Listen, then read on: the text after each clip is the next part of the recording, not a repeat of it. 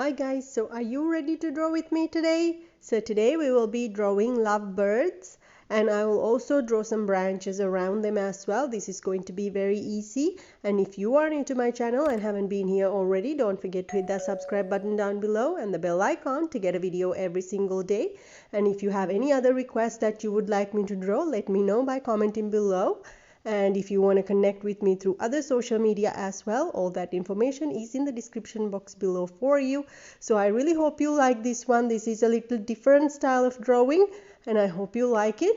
Let me know in the comments below. So let's get started with the first bird, and then I'm going to draw another one around the same bird and some branches and some patterns of leaves as well. So hope you like it.